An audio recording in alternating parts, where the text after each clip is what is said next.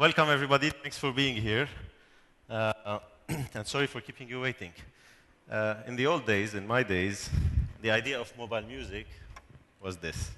This is what was mobile music. We used to take it around and have parties.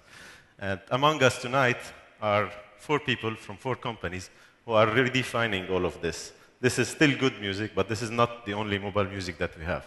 So I'm going to start introducing them by alphabetical order. Abed Agha, founder and chief entertainment officer of Vinelab, a digital entertainment agency with focus on music and artists. Welcome, Abed. Next in line, Shireen. Shireen Tariq is replacing Laurent Billion from Deezer. And Shireen is the head of business development for the Middle East and Africa region at Deezer. Welcome, Shireen. Thank you. Third in line, Eli Habib, co-founder of Anghami, the fastest growing music service in the region. And last but not least, Patrick Chassani, founder and CEO of Yala Music, the largest and first Arab music service. Welcome, everyone. Have a seat, please. Thank you.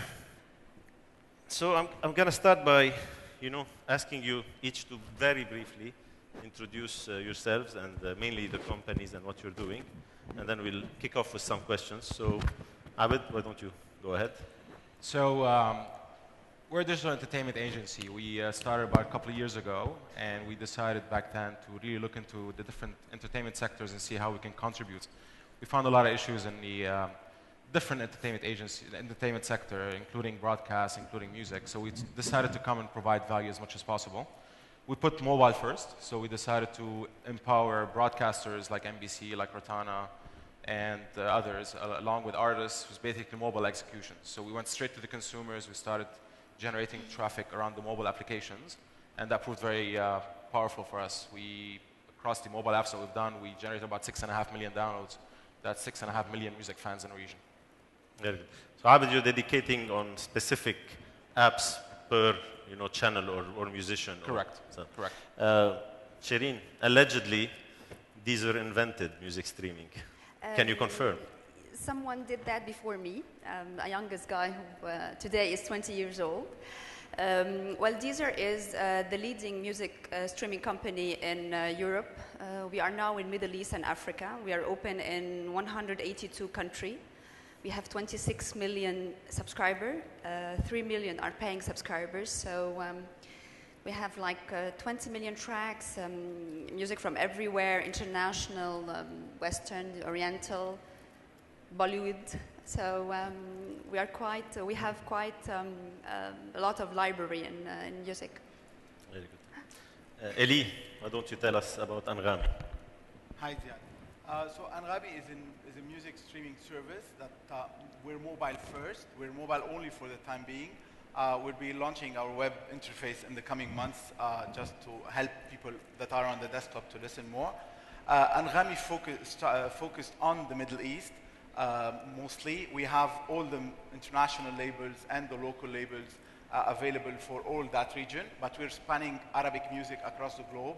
We're happy to say that we have users from 198 countries so far, and we're growing quite fast. I thank you for saying we're the fastest growing startup. Actually, it's Patrick who invented that sentence.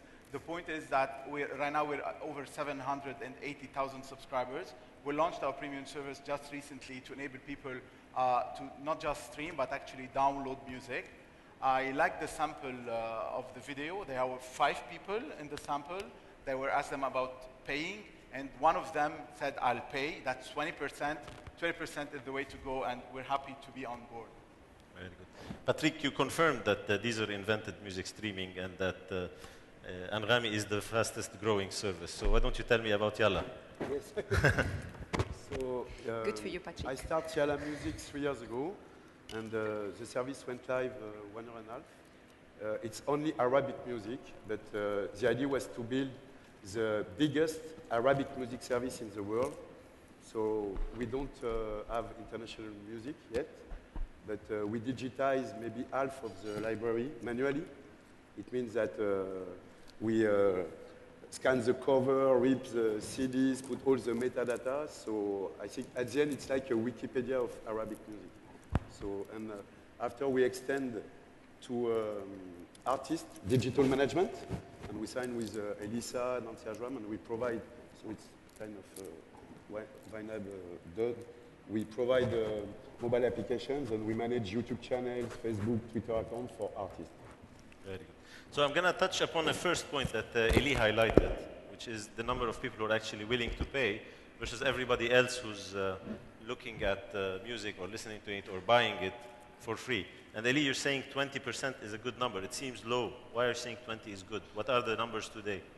You're asking me? Yes. We just launched the premium service to consumers, so we definitely don't have 20%. I'd love that. But we launched the service with mobile operators. We launched with a couple right now, and we're launching with more. We'll have around 4 or 5 mobile operators by the end of the next quarter, sorry. So our target actually is not 20%. 20% is the number that actually Spotify is doing right now in conversion. In this market, it's all about numbers. So you want to have a big number of users, and you'd expect a certain percentage of them, you would want a certain percentage of them to convert. Our target is roughly close around 10%, but 20% is just a sample that was highlighted in the video. And that's what actually Spotify, which is the biggest one in the world so far right now, the biggest streaming service in the world, is getting to do. So obviously it's quite complicated to get that number in the current region. We're going to discuss that. Shireen, you said you have 26 million users. Exactly. But how many people are there that are not even subscribing to the service and still using? How much does 26 million represent of the whole possible market? The 26 million subscribers are enjoying either the freemium model. So we offer some countries a limited time of free music streaming so that they can discover music and share it and do their own playlist. And then if they are interested, they become one day a paying subscriber. The paying subscriber is through mobile operator or the web-based site that we have. So, I mean, it's not bad as a start. Our aim to reach 5% of global music, subscribers by 2016, which might be a humble way of looking at things, but we are working to achieve that. Abed, what's your business model on doing an app per artist or per channel? How do you do this? So a typical service agency, we basically charge them a fee for giving that service, and we empower them to actually own the access to the fans. This has been a challenge in the past where artists were always basically relying on the label to bring the fans. So you basically have to go to a TV channel like Rotan or NBC for you to get the big exposure and access your fans. In our day and age, basically the picture has completely changed. More artists are being empowered. So what we want to do is basically we charge them a fee and let them own that directly. To tackle one question you asked, Eli, regarding the revenues, the beauty of this region specifically is that we're starting from zero. So any revenue that comes to the artist or to the rights holders is actually great. Especially if it's basically artists directly that are being paid. Labels are being paid great advances, so someone has to come and pay that off, right? So it's either a service like Yalla or Anghami or Deezer that's going to have to come back and create that pie that brings back the revenues to the rights holders or to them, all the advances that they're paying out. So speaking of that, I mean, the business model really relies not only on the revenues, but also on how much you're paying to get these revenues. So how do you tackle this at Deezer, Anghami and Yalla, one by one, maybe starting from Shireen this way? We buy music from labels, we pay labels, and then we get paid from the paying subscribers, again, either through the direct subscription, through our site, through Facebook, or through our partnership with mobile operators. So this is our business model. And the label side, how easy to sign them up? We saw that Deezer just came into this region a few months ago, maybe a few weeks ago, actually. But you are in 182 countries. Is this a simple process to get access to this music everywhere in the world? No one said it's simple, but we like to do things the right way. So if this is the way you pay label and then label pays artists, hopefully. So, I mean, we do it that way.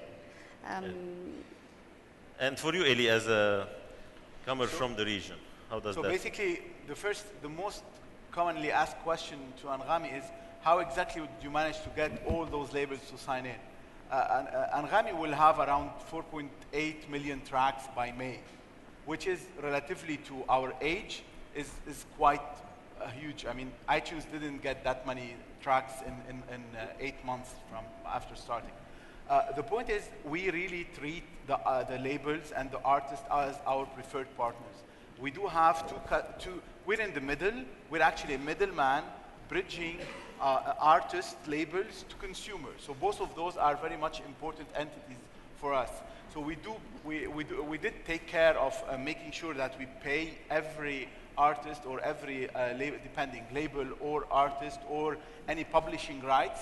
So we did sign SACEM just from starting because we wanted to make sure to take care of all the publishing rights. We did sign every label that has any single music track on Anghami. You cannot find any track that doesn't have the proper rights.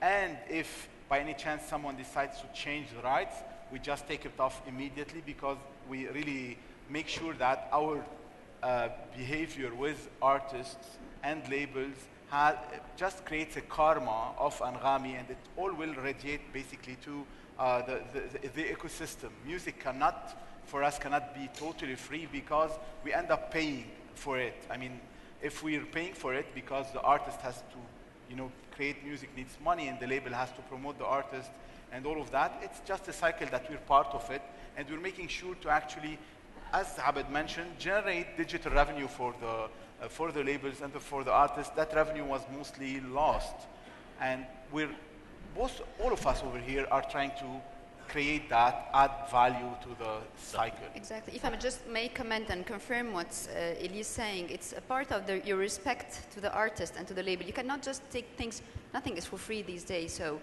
I mean, it's very nice that people want music for free, but it's, the artist did an effort to do that. There have been money spent, so it's a way of respect that we show towards the artist and the label. Patrick, you have a rather unconventional way of doing this. Why don't you tell us first how you do it, and then also we talk about the licensing part.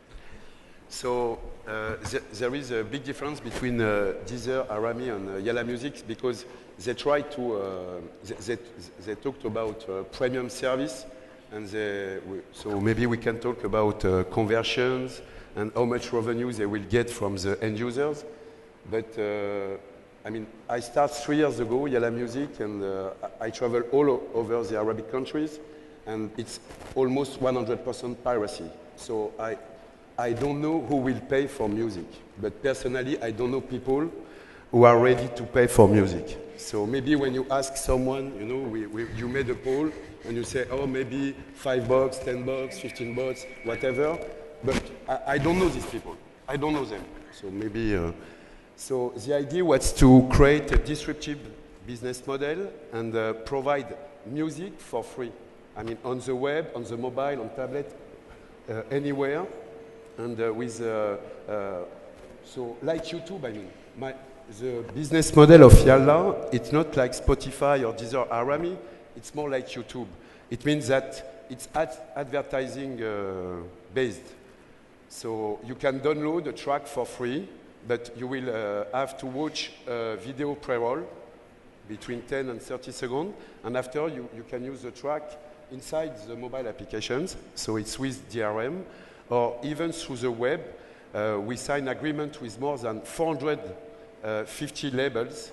I started 3 years ago, so at this time, they accept to sign the agreement because they just see the money, and they accept to sign to provide unlimited streaming for free on mobile. By example, on Deezer or Spotify, it's not allowed. They charge for this, and they accept to provide ad-sponsored download, and it's a very disruptive business model. It's, I mean, in the Middle East and North Africa now, I think it's very innovative, because nowhere else in the world it's possible to download legal music for free on mobile or web. So that's why it's very different. So we have a nice question here happening. Some people are saying music cannot be for free. Patrick is saying music should be for free. What does the audience think? Who thinks music should be for free? Raise your hands. Thank you. Thank you. How many people think music should not be for free? I think the not for free camp is winning. Yeah. There will be more people that want to pay than people don't want to pay. Otherwise, music is going to die. So is the question, which brings us to the next question, is it about payment actually? No, is it about it's accessibility of payment? How do people pay for your music?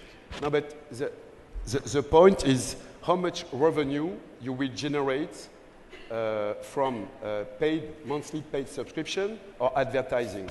Of course, in the Arabic world right now, advertising it's still emerging. There is no audio regie, by example, for streaming. I mean, like radio, you know. So, but things will happen. It's the sense of history. I mean, the first music service right now, it's YouTube. It's not Spotify, it's not Deezer, it's not ArabNet, it's not Yala. I mean, it's people download illegally or people use YouTube to stream. That's the reality. And after we can talk and say, I prefer to, you understand, but it's philosophy. Abed, your music, is it free or? So one thing I have to make clear is that we're not a store. So we're not a store. So we don't distribute music. So we basically work with anyone who can generate revenues for the artists and the labels. We're happy doing this. So on that, how's the split? How many people are giving it for free, supporting it by ad, and how many people are actually making users pay for it? Again, just like I mentioned earlier, we're starting from zero. So just to comment on the YouTube story, that's why YouTube's coming up with a subscription model. Obviously, there's a lot of pressure from the labels to make sure that the revenues are substantial. They created Vivo specifically for this, to be able to control the whole aspect of it, to control the ad sales, to control the revenues, and be able to generate bigger revenues on YouTube. So it's very critical when mentioned YouTube is the biggest. Even if you ask anyone from the audience, most of the people consume music on YouTube. Looking back at free music versus paid, I think it was much easier 3 years ago to go to the label and tell them, here's an advance of $200,000, give me your tracks, because that was zero back then for them. And it's a much different story when you go today and ask for the same rights. And especially the internationals. It's just not going to be possible. Because right now you're cannibalizing other revenues. iTunes is here. iTunes is 70% of music sales globally. Spotify or the streaming model is growing madly. Yep. And it's proving to be very substantial for labels. I think Spotify paid about 800 million last quarter just in royalties for the labels. So it's pretty substantial. So looking at our region specifically, advertising is small. If you look at the Spotify model, they use advertising to disrupt the user experience. So they actually want users to be disrupted, to be bothered by the advertising, to subscribe into their paid model, and they only generate 10% out of advertising. So that's why we don't believe advertising can be the way moving forward, especially that it's going to be cannibalizing a lot of other sales, and especially that we're seeing iTunes doing a lot of efforts in the region right now to grow that pie for everybody. And obviously the likes of Anghami and Deezer. Patrick, music, of course, it's not for free. I mean, because our main problem is to give value to music.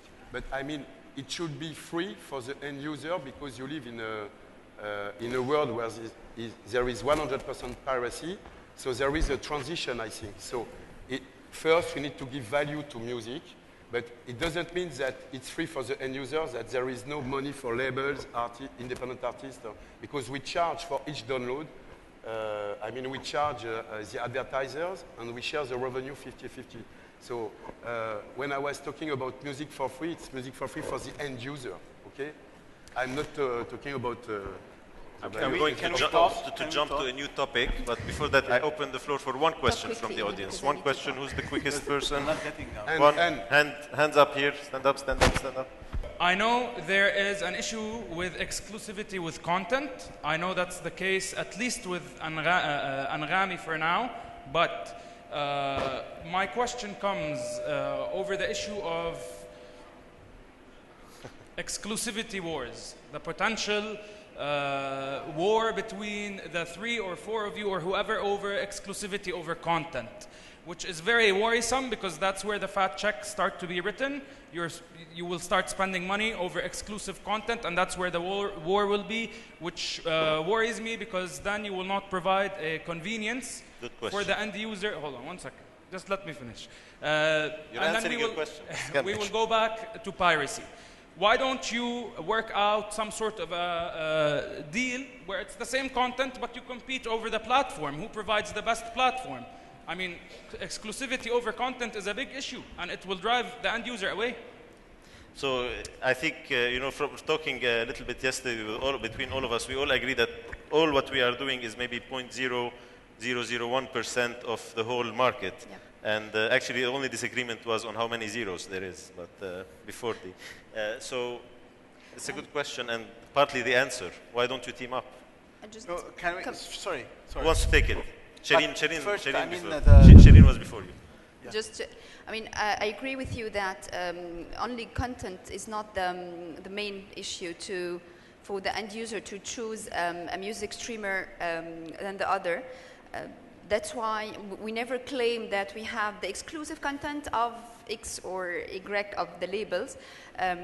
We are working on, and this is where our focus and our strength is our user experience.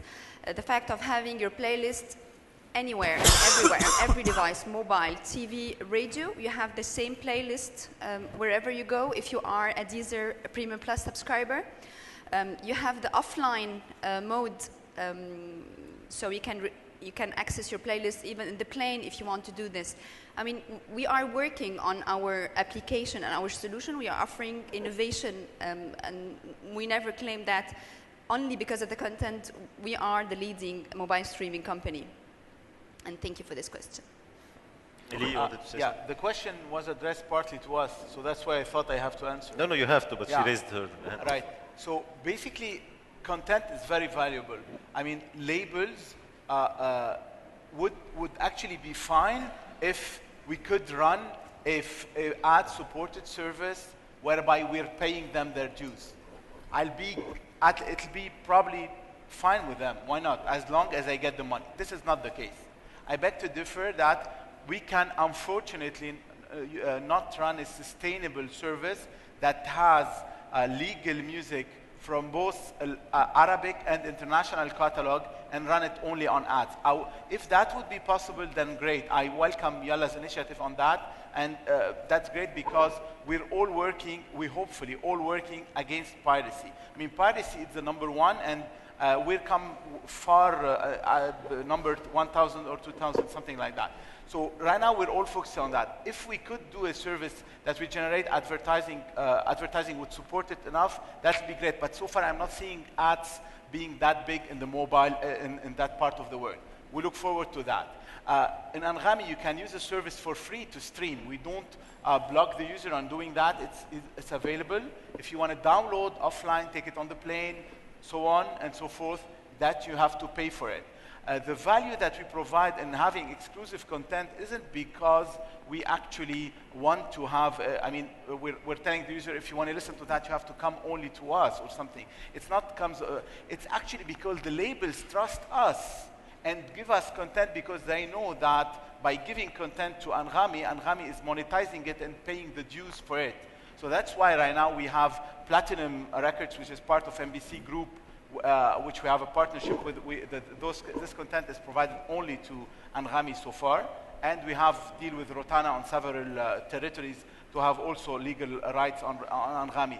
When the pie is going to grow and a lot of more digital services are going to be actually doing their dues and providing revenue to the artist and doing transparent work, I'm pretty sure there won't be any reason to have an exclusive service, and we'll be all working around together.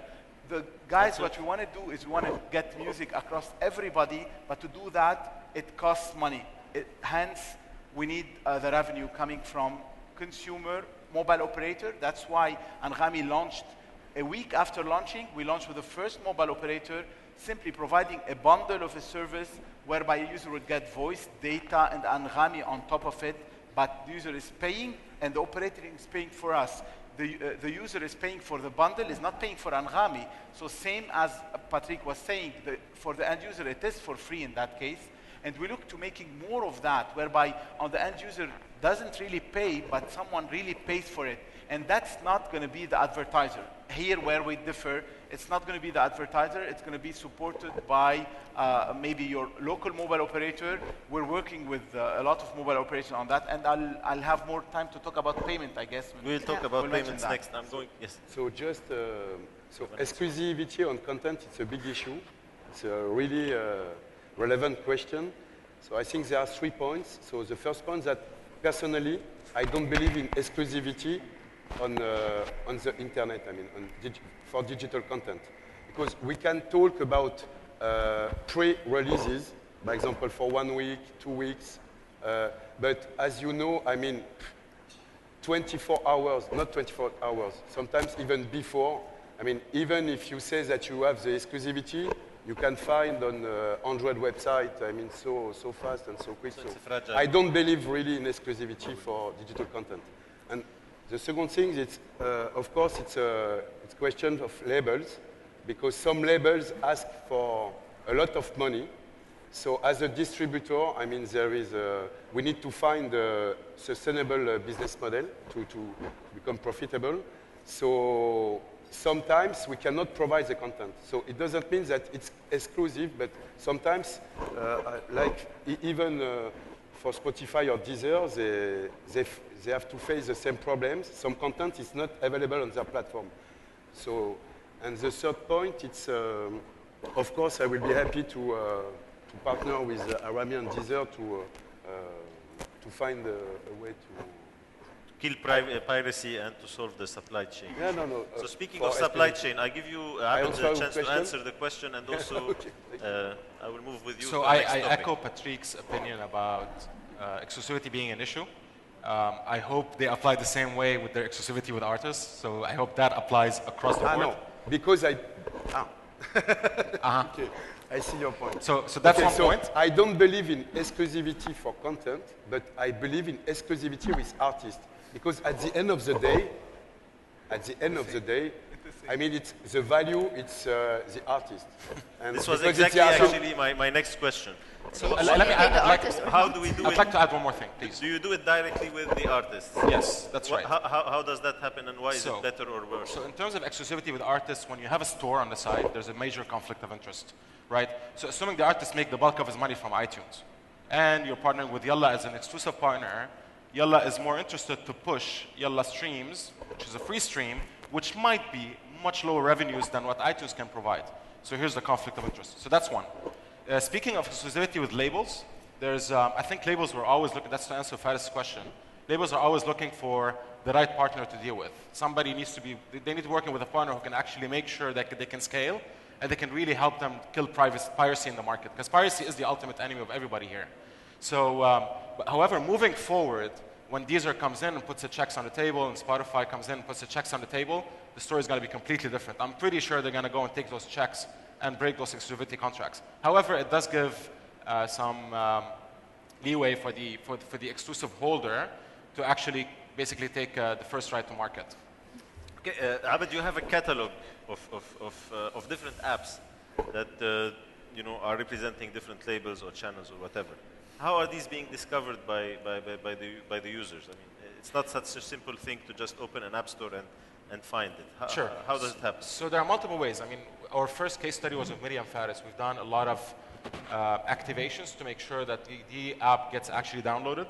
One, we did something very radical. We put a QR code on the actual album cover, so people who download the physical record could actually download the app. That contributed very good downloads. Two, we made sure we basically went to Yahoo, we put a feature on the homepage, we gave them exclusivity over a small video, and we promoted the app indirectly. So that was another way to actually promote the app. The features of the app themselves ensure that there's always a viral effect. Every comment you put in the app basically goes across your social networks as an end user. So a lot of people discover the app that way. So this has proved very, very successful in terms of access to fans. Okay, what about in the case of Deezer? How do you get discovered? And more interestingly then, within your catalog, how do people discover what they want to listen to? The Deezer experience is about discovering and sharing. So we recently also created something called Deezer for Artists. It's giving the chance to the artist and his fans to communicate through a page dedicated for each artist, where the artist directly can communicate with the fans, download videos, receive feedbacks, and we believe it's a free service for the Deezer subscribers, so, and of course for the artist's fan. So this is one of the ways that we believe is helping the end user to discover artists and new music, of course. Eli, First, I how think do the question, how do people discover Anghami? an app and or how a- it- and yeah. then the artist as well. Yeah, so basically when we launched, we did the first exclusive, again, referring to first question, but that just drives people to come in. With Nancy Ajram, it was the first time whereby a song was released a couple of weeks in advance only on Anghami. It did help people discovering Anghami. At the time, it was like a couple of weeks after launching. Through the promotion of the artist. Through the promotion of the artist, exactly, because we and the artists are just one. So the concept of exclusivity eventually, when the labels and the artists would really trust the partners because he's totally legal and totally fair, then exclusivity wouldn't make any sense anymore, and we'll welcome that. But for now, it does. So after that, we partnered with NBC, which we are very proud partners of NBC. And NBC embedded us in The Voice and right now in Arab Idol and a lot of on TV, across 11 channels in the Arab world, and that really drove a lot of people to discover. Right now, what we're doing, Anghami, what is Anghami doing, and I do believe what everybody on this panel is doing, is actually educating the market. So we're right now educating people whether music should be free, not free, mobile, and whatever, but actually we're actually educating people that there is an alternative to piracy.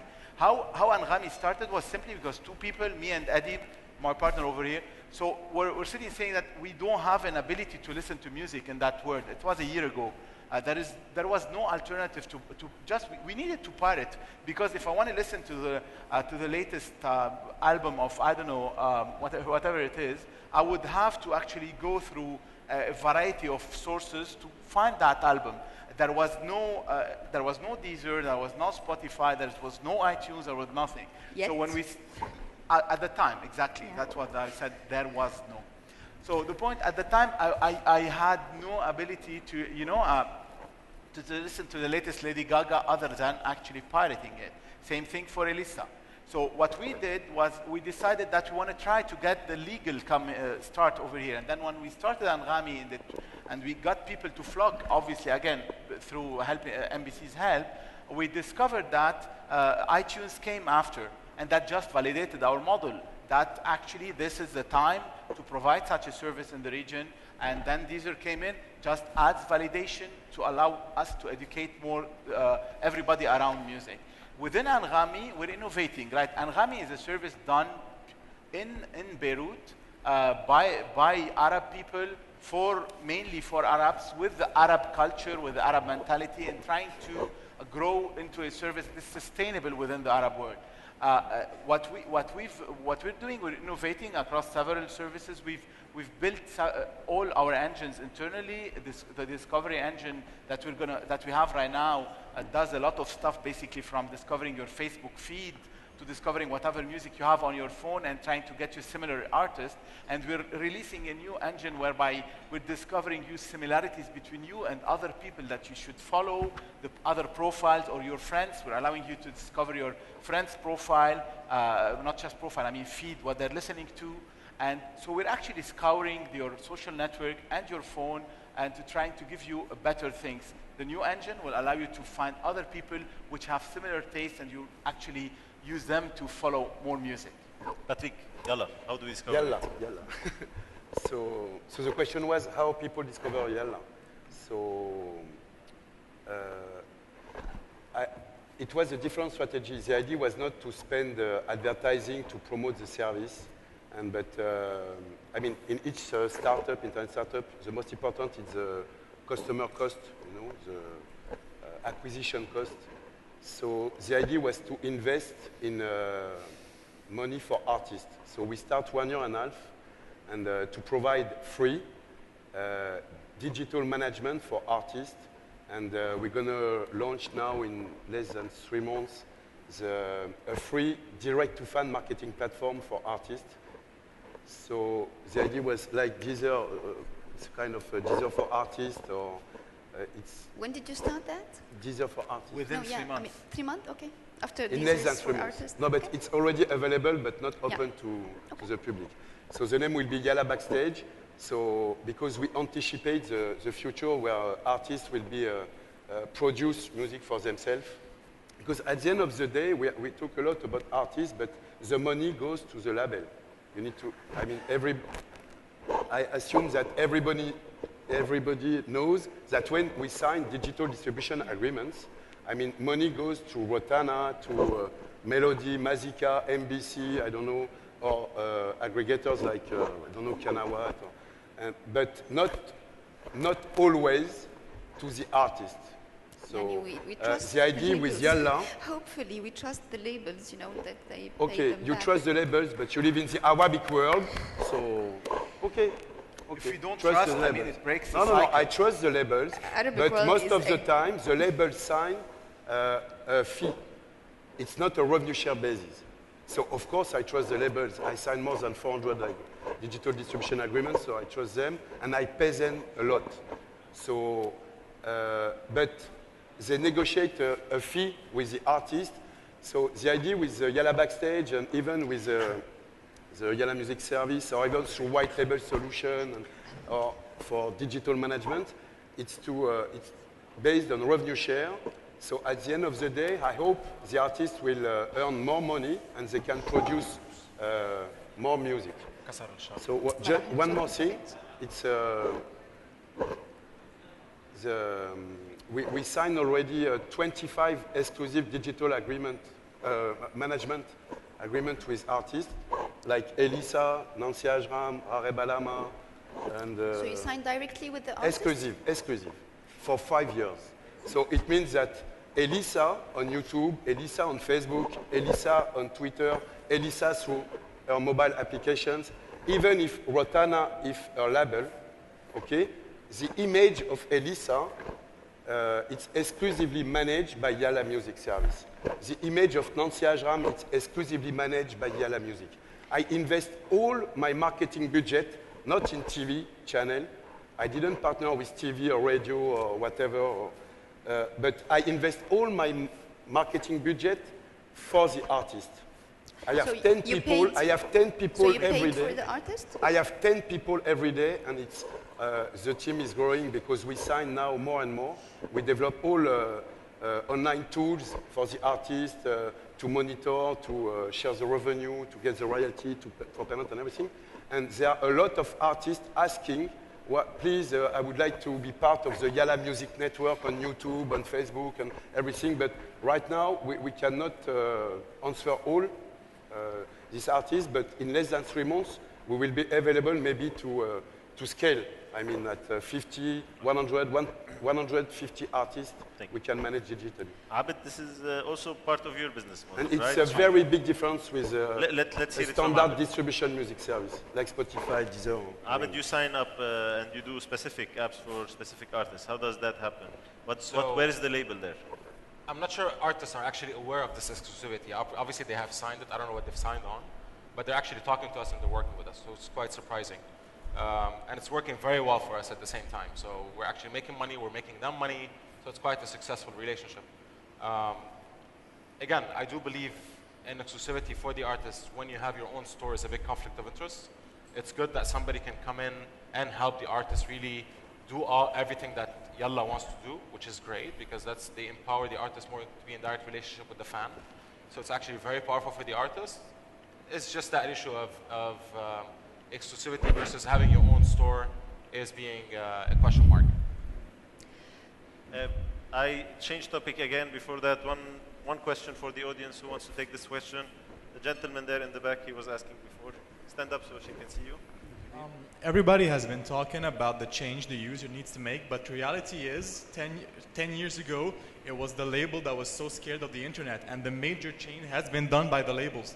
I mean, the fact that there are 4 panelists now that are offering these kinds of services, it's already a win for the user. And in order to just to push things forward, The question I want to ask is that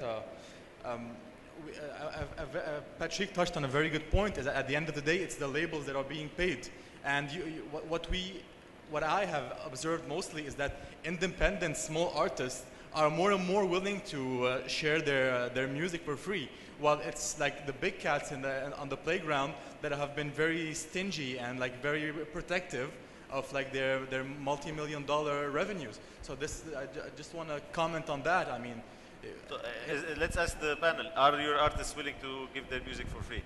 So it depends on what kind of artists we're talking about. A-list artists today, yes, they don't make money from music. So they want promotion. They want to make sure they sell more tickets at the end of the day. They want to get more bookings in the region, and they want to get more sponsorships. They obviously want their hit to be successful. However, when the first dollars start coming into the artists, to these A-list artists, especially whether it's direct through Yalla or through Anghami, through anybody, or through the labels, the story is going to change. If we're talking about smaller artists, yes, obviously it's very tough for them to monetize on content. So they have to provide it for free as part of promotion, so they can build their fan base and eventually be able to go into traditional models of selling tickets, being able to book sponsorships, and be able to scale accordingly. Since this was more of a comment than a question, we get the question from Naina in the back. Hi. So I have two questions, actually. One for Yalla FM.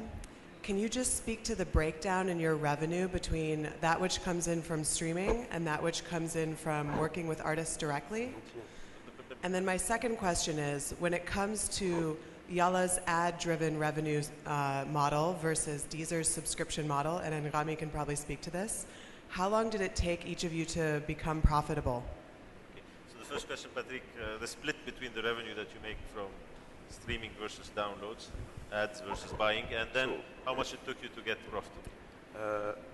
I would like to answer the question before. That was not a question, it was more of a comment. Okay. We all agreed. No. So I think artists are ready to give their music for free for different reasons, but the first reason is there is 100% piracy. And the second reason is that it's question of promotion. The artist, first, it's promotion. And after, it's monetization. So, I mean, and most of the revenue, the third point, it's most of the revenue right now come from booking. Doesn't come from distribution, because you know that in the Arabic world, there is zero revenue for distribution in B2C. There is a revenue in ringback tone, there is revenue from booking, live event, weddings. But they don't earn revenue from physical CDs or digital. Okay, so I think it will be free. And the question, the split between streaming and download, of course, right now. So first, we start to generate revenue only 2 months and a half ago. I mean, the first invoice was. This is the first time you generated revenue? 2 months and a half ago. After how I long? was very happy because after 3 years that I pay, I spent more than 5 million already to build 5 million euros to build an ecosystem for the Arabic music industry the last 3 years. And so I was very happy when I signed my first deal and generate my first invoice. So it was a big deal with Pepsi, an Arab deal. And 100% of the revenue right now come from download because it's ad-sponsored download. So it means before each download, there will be a video ad and non-skippable. So it means that it's not like YouTube, you know, the TrueView ad video format when you can skip, it's 5 seconds and after you can skip. So we can guarantee to the advertisers that the video will be seen. And streaming, the problem is that there is no, and I cannot invest and create a company to monetize audio streaming. And as I know from Deezer, I mean, even the labels, the international labels, told me that it's not enough profitable. I mean, audio advertising, it's not enough profitable. Yeah. So 100% of the revenue comes from download. Advertising sponsored. The question was partly also to Anghami, sorry, Shereen. When do you guys think that you'll actually break even and start making real money? That question is theoretical now. I mean, what we would want, when we would want to break even would be somewhere at the end of 2014. When we would break even, you'd know about that in time. Patrick, when do you expect to break even? Yeah, You started making money now only. We will be profitable end of 2014 too, we're going to launch a premium version. So I mean, we will join the business model of Deezer and Arami in less than 3 months, because if the music is free for the end user to stream and to download, but if he doesn't like ads, he will be able to subscribe to a premium version. Deezer, you're profitable, Shireen? Deezer is profitable since 2010. Okay. We have 25 mobile operators on board, so we have like a proven track of sustainable and of business model, of course through telco operators. And I'm glad, Patrick, if you can do money. I mean, I'm glad that you have your first invoice. This is very interesting, and I see that the 5 million euros is a big investment from your side. So I'm glad that you're finally making some money. So me too. Yeah. And Abed, you're making the revenue upfront, I guess. In a lot yes, of the we're deals. financing ourselves from the market. And you're counting on usage to generate your own revenue, or is it so for contracts now, we're that basically relying on service fees. So when we work with broadcasters or artists, we basically charge them upfront fees to do the work. And we do have a basically dynamic model where, assuming we bring in third-party revenues, there's a revenue share that we basically. So your revenue is coming, but you are still looking to be profitable when? We already are. You are already profitable. Very good. Moving on, because we are in the ArabNet conference, so a lot of developers are hopefully here. And what are you doing, when possible, to allow other developers to tap into your services? Perhaps answering also a little bit the question from Faris over there. How can we all team up and, technically work together? Do you want to answer? Do you have from our perspective in the apps that we've built, all of the content in the apps have an available API for anybody to tap into and take that content. So assuming the artist actually is uploading news in these apps on an ongoing basis, somebody else can come in and take that news and post it elsewhere. So we do have open APIs for somebody to tap into and take that content that artists are creating. We have the same open API, and everybody is invited to go to developers.deezer.com and tackle into it, and it's totally for free. So please go ahead and try it yourself. Eli? So we launch our premium version, which will actually allow people to, people can upgrade to the Anghami Premium, but mostly link their account to a payment service in several countries. So you link your account to the, maybe in-app purchase, to a credit card, to a mobile service operator. We're launching in several countries, one of which just allow the people to pay seamlessly. In Lebanon, for instance, with Touch, and we're working on something with Alpha 2, whereby you can immediately click to pay via Touch, which will be launched in the coming weeks. That allows developers to actually make money out of our service, because we're launching apps within Anghami. So developers can actually make an app that will run within Anghami based on HTML5 in the next quarter, and will be able to actually tap into the revenue.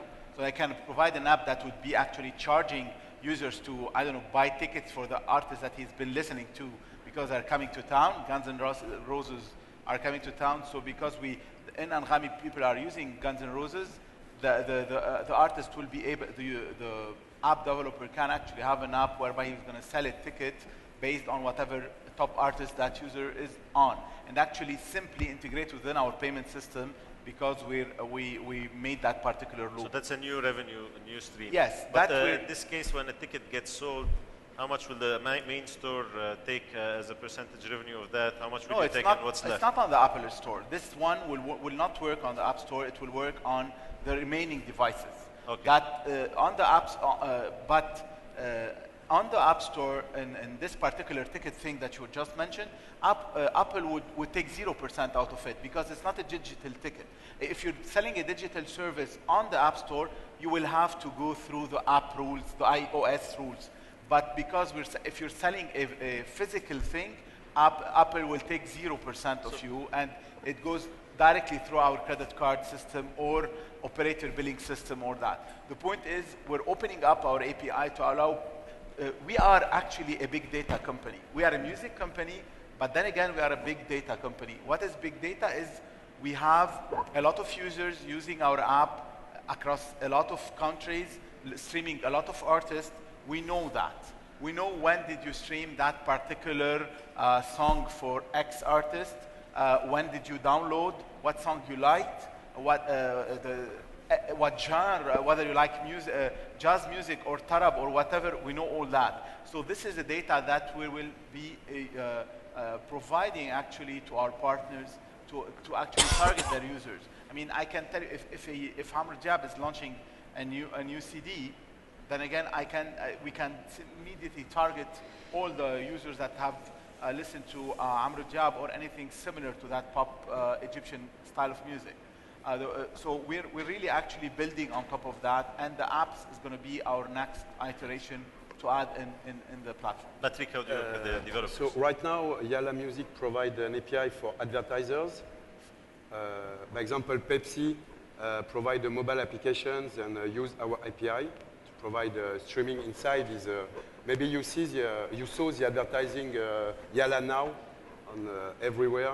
So it's a Pepsi campaign, advertising campaign.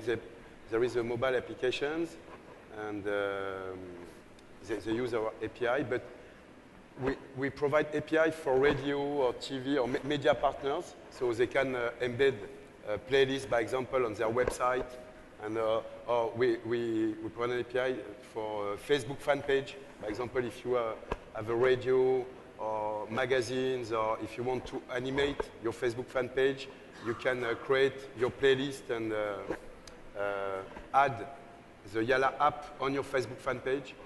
And, but it's still not open to the public like Deezer or Spotify, like for developers, maybe later, but right now we have limited resources. So, and the second point, it's so there will be a app marketplace inside Yala 2, and we will launch all the mobile applications for the artists, and it will be available through these apps. Because, as you said, Apple takes 30% of the revenue when it's to the app stores or Google Play or Samsung or whatever. So, Anghami and Deezer, are you promoting your tools to the developers, and will we be seeing new apps based on your services there here is next already year? apps based. It's an actually it's more in Europe, but again, developers.deezer.com is open from everywhere. Example of applications that now run up and running on Deezer open API. There is something called My Little Radio. It's lifestyle blog, and you can listen to radio, Deezer music radio, but it's totally branded the My Little Radio. There is application called Lalilala, which is also very interesting. There is Deez Up. It's playlist sharing application. So if you're going to a party or something, everybody can share his own playlist, and then during the party you listen to the playlist that you prepare it. So it's already up and running. All right, I'll take one more question from the audience because we are really running out of time. But you see, Sarah is getting ready for her performance now. One more question from the audience. Who's jumping? Hello. If you forget the labels for a second, what does it take for independent artists to be on your platforms? Very simple. You go to Anghami website, you have a button, list your music, and you send it. We will send you legal documents to make sure that, and we'll verify that it's actually your authentic music and it's yours, and make sure that you sign the legal papers, because that's the first thing we start with. Then we'll actually encode your music in our unique sound quality, and that will be up afterwards. I'd like to take just a second, since we're opening that Anghami's current sound, we're using Dolby. We're the only app actually in the region that has Dolby sound, but we're even innovating. Arabs can innovate, can do a lot of stuff. We're going to be, in the next quarter, we're going to be the first, not the next quarter, probably next month or something, we're going to be the first app probably in the world, I mean not probably, because I'm not aware of anyone else, that does surround sound within the mobile. So actually in a premium service, you'll be able to hook up Anghami on speakers maybe in like that particular room and have surround sound just coming from your iPhone or Android model. That was a word from our sponsors, and we're working with Eli as well, since we're talking about sponsors, to optimize Anghami to run super well on a Snapdragon chipset. So hopefully next year we'll play the music for the whole show on Anghami. One more question? So if you no more question. The question is to the audience. Who's going to sign up Sarah for the next app or the next artist on the ground? I can answer the question for artist Daniela. You can artist no, because we run out of time, Patrick, but you can talk to her next. Thank you very much. It was a pleasure having you all. I hope the audience enjoyed it as much as I did, and look forward to seeing you all next year. Thanks a lot.